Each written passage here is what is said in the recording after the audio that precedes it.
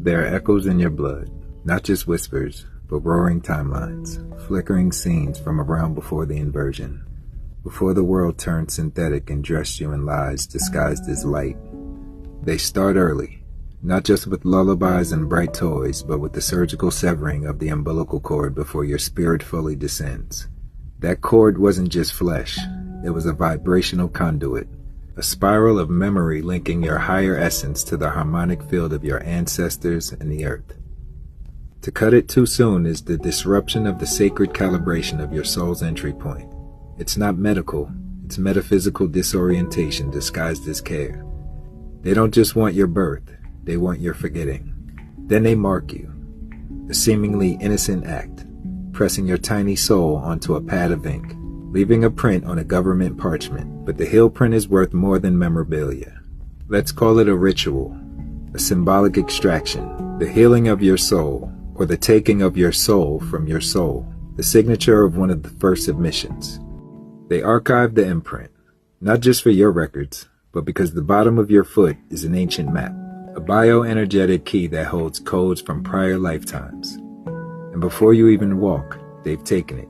Up next are inoculations, not once, but repetitive. A schedule of soul sedation, combinations of aluminum, mercury, and foreign proteins. Inoculations not to protect, but to pre-program, to bind your divine vehicle to the framework of the matrix, before your first word, your first dream, or your first protest. They call it healthcare, but it's a ritual of rewriting. And you're the manuscript being redacted. You've eaten from tables that served entropy, dehydrated simulacra of nourishment, engineered in sterile labs void of vital essence designed to strip the electricity from your mitochondria and reduce your fire to a flicker.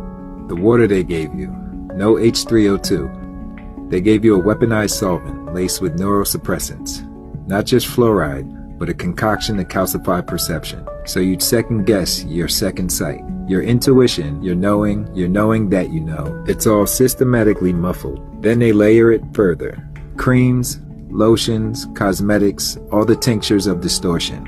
Hormonal disruptors dancing across your dermis, whispering synthetic signals to your endocrine symphony, while your natural harmony was retuned to dissonance. Even the soundscape turned treacherous. Subharmonic pulses crafted not for melody, but manipulation. They targeted your electromagnetic self, disassembling your frequency field, making you ache without knowing why. And still, through it all, you endured. Amid the non-player avatars parroting programmed skepticism, mocking your discernment, you held your truth with quiet ferocity. You saw through the veil and chose not to apologize for it. You, beloved, have not forgotten.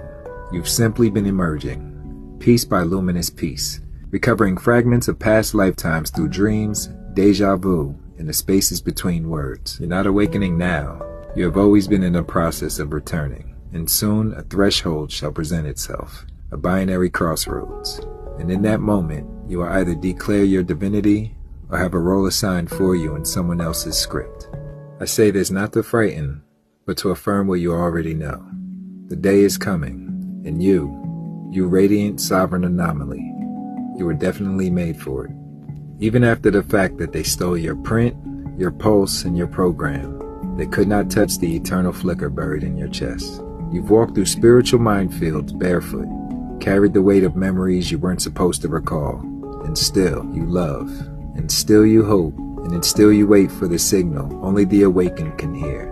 Because despite all they did to dim your flame, they underestimated one truth that breaks every chain. You are not from here. This distorted synthetic reality. This isn't our home. It only overshadows it. You only came to remind the others. And the resonance has been nothing but real.